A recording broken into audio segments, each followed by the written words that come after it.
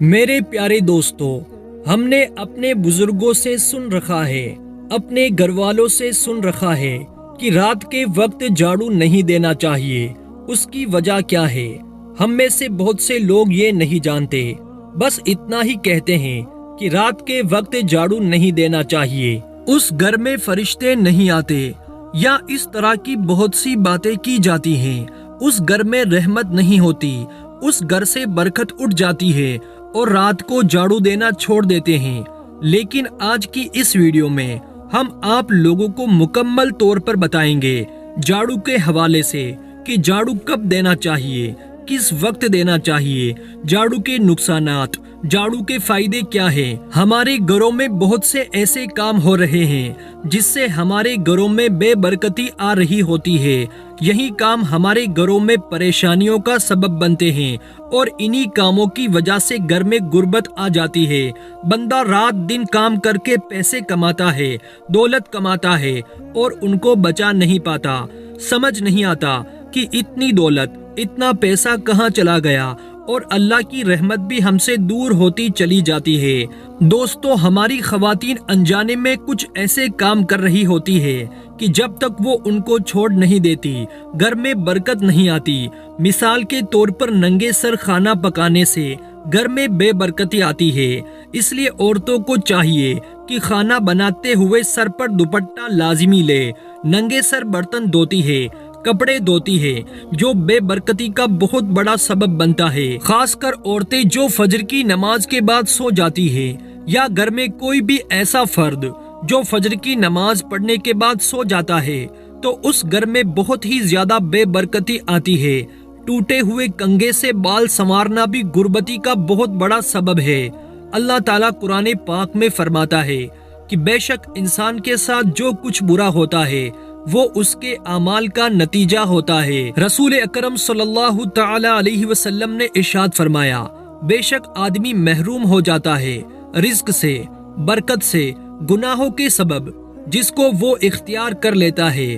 یعنی گناہوں کی وجہ سے ہی رزق سے برکت اٹھ جاتی ہے، گھر سے برکت اٹھ جاتی ہے، اور اس طرح کے نقصان سے ہمیں واسطہ پڑتا ہے۔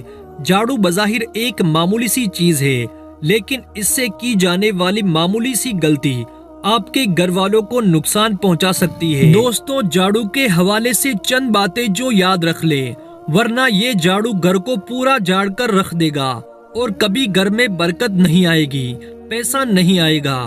اگر آئے گا تو بھی ایسا چلا جائے گا کہ آپ کو پتہ ہی نہیں چلے گا۔ پہلی بات یاد رکھے کہ جو کوئی شخص یا جو کوئی عورت کپڑے سے جھاڑو دیتی ہے تو وہ محتاج ہو جاتا ہے۔ کوئی بھی شخص جب کپڑے سے جھاڑو دے، یا کوئی بھی عورت گھر میں کپڑے سے جھاڑو دے، یعنی کپڑے سے صفائی کرے، تو وہ گھر محتاج ہو جاتا ہے۔ ہمیشہ گھر میں جھاڑو لگاتے وقت سر پر دوپٹہ لازمی لے، سر ڈھانپ کر جھاڑو لگائیں۔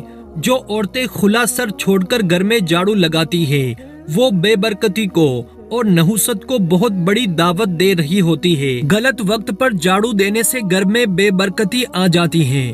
اگر آپ بہت پیسہ کماتے ہیں، لاکھوں میں، ہزاروں میں یا کروڑوں میں، تو ایک جھاڑو سے کی جانے والی غلطی آپ کو غریب سے غریب اور محتاج سے محتاج بنا سکتی ہے۔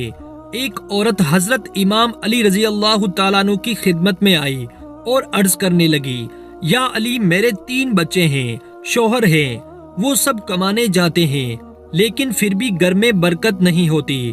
ہم بے برکتی کے شکار ہیں اور پریشانی میں گرفتار ہو چکے ہیں، ہمارے کام ہوتے ہوتے رک جاتے ہیں۔ تو امام علی رضی اللہ تعالیٰ عنہ نے ارشاد فرمایا، اے عورت، جس گھر میں بد دعا ہو اس گھر میں برکت نہیں ہوتی۔ اس عورت نے کہا، ہمارے گھر کے لیے کون بد دعا کرتا ہوگا؟ تو آپ نے فرمایا، اے عورت، بتاؤ تم گھر کی صفائی کس وقت کرتی ہو؟ اس عورت نے کہا، یا علی رضی اللہ تعالیٰ عنہ، صفائی کا کوئی وقت نہیں، کبھی صبح، کبھی شام، کبھی رات کو۔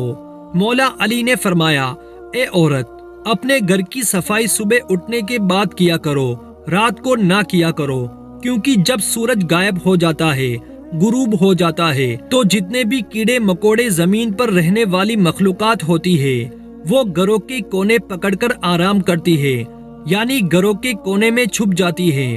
اور صبح کا انتظار کرتی ہیں اور اللہ تعالیٰ کی عبادت کرتی ہیں، تو جب کوئی انسان رات کے وقت جھاڑو دیتا ہے، صفائی کرتا ہے، تو وہ کونوں میں رہنے والی مخلوقات بے گھر ہو جاتی ہے اور اندھیرے میں انہیں کچھ نظر نہیں آتا اور ادھر ادھر پریشانی کے عالم میں پھرتی رہتی ہے، اور اللہ تعالیٰ اپنی خلقت سے اتنا پیار کرتا ہے کہ کسی کی بد دعا کو رد نہیں کرتا۔